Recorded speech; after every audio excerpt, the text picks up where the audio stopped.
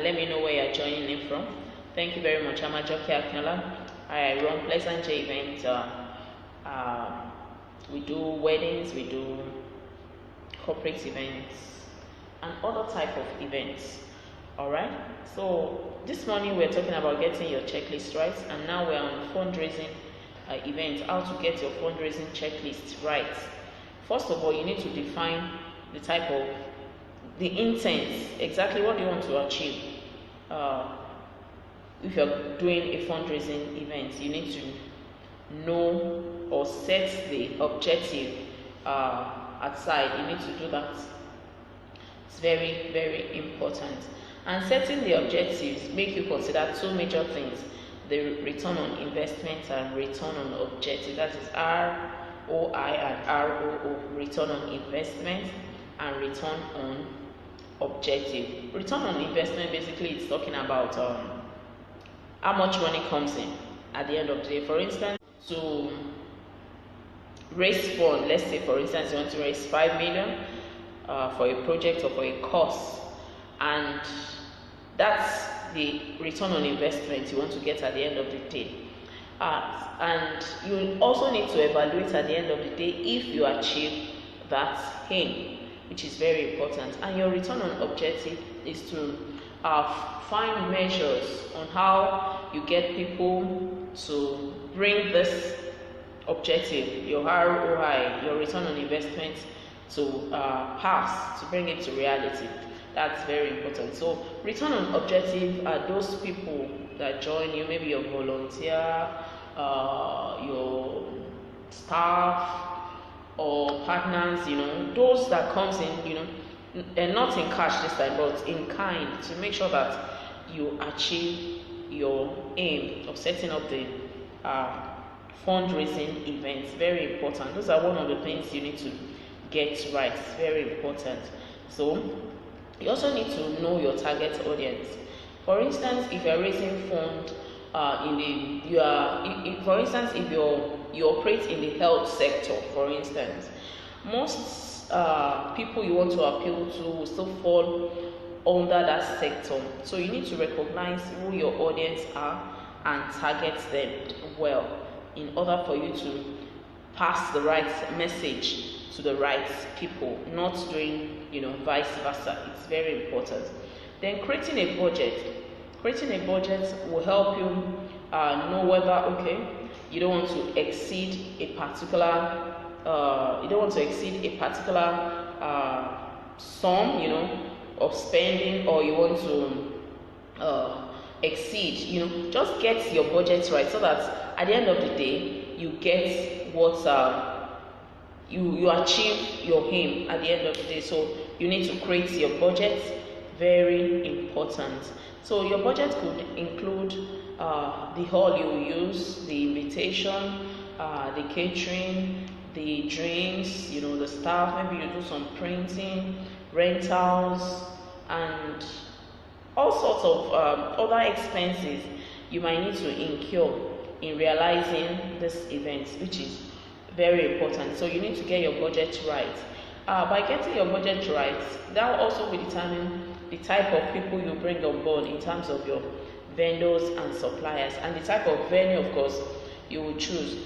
When you are doing a fundraising event, it's also always important for you to have a committee, build an event committee. This committee will be assigned to various aspects of the event to make sure that everyone achieves the overall objective at the end of the day. Then also you need to create a strategy, promotion strategy. What kind of promotional style do you want to use? Do you want to go for TV, radio, online? It all depends on where your target audience are. So that will determine the type of promotion strategy you plan. Then also another thing to consider is determine your sales goal. What's your sales goal? At the end of the day, do you want to sell tickets? Do you want to do a free entry event? So all this will determine, your sales goal, to know if, you want to make some money from selling tickets and things like that, or you still want to print out some souvenirs that you want to maybe sell at a minimum amount. So those are some of the sales goals you need to set so as to achieve your aim of setting up a fundraising event. Then the atmosphere must fit in the type of event. That is, the venue you use must fit in the type of event you're planning or you are executing. Very important. Don't forget to train your staff. Don't forget to train your volunteers. It's very important. Let them see the vision of the event, see the vision of the project with you, so as to achieve the ultimate objective at the end of the day. This is very important. It is also important for you to set timelines, okay, for a particular project or a particular committee or group of committee that you set. You need to give them timelines on when they need to report on some of the, for you to let them know the tasks and when they should report. Timelines are very important. Timelines are very important. And also on that day, I have an example of a schedule, so to speak. You need to do some, checkups, check the venue. You inspect the all the security measures that they have in the venue. You also need to check the lightings, the sound effects, and the restroom. Very important. It's very, very, very important. Also recognize all the exits, places, entrances or exits that in case of emergency for any venue, it is very, very important. So let me know if you have any question. And you know that at the end of the event, you also need to evaluate your event to know if you actually achieve the set targets, the set sales targets you set for yourself, or if you also achieve the overall objective of your event. That's for fundraising events. Check your targets, make sure you're sending the right message to the right people, get the right venue, bring up volunteers and staff that are committed to your project, that are committed to the vision of achieving that objective. Very, very important. And train them also so as to make sure that they help you achieve this objective. Very important. So I'll quickly go to the next one, which is wedding. We are very familiar with it. Some of the checklists for a wedding, it's very important that we know. For a wedding, really, we need to know if would want to fall under the high, medium, or low class of events. This will help us a long way to know if it will help us guide our budget, help us guide the type of people we'll bring in, the number of people that will attend the event. So it's very important that we know the category of events we want to plan.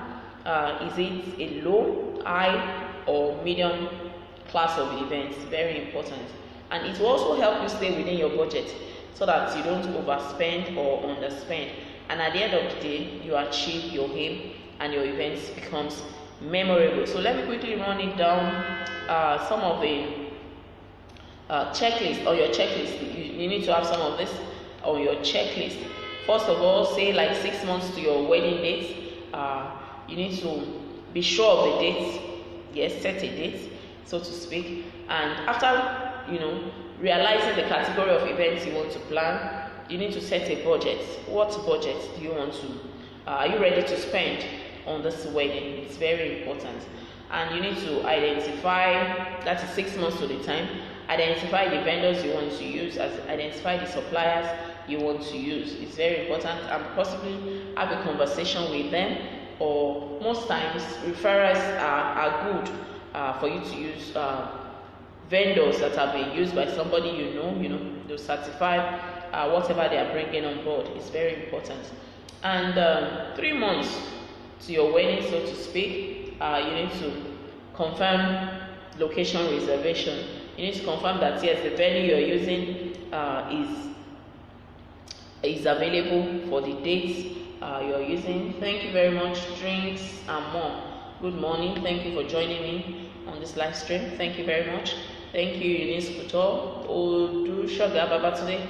Thank you everybody for joining me in the whole event. Thank you so much for joining me. So we are talking about getting your event checklist right. We are now on wedding checklist, and we said 6 months to the time, set your budget. But before then, you must identify the type of class of wedding you want to have. Is it high? Is it low? Is it medium class of events? Because this will guide your budget so that you don't overspend or underspend. So you also sign a contract with a planner. A planner helps you, hold you by the hand, guide you, and recommend some of the people you could use. It will save you stress. It will save you cost. The work of a planner really is to help you achieve your ultimate goal, that is bringing your dream event to reality, and also help you save cost as much as possible, get discounts for you as much as possible.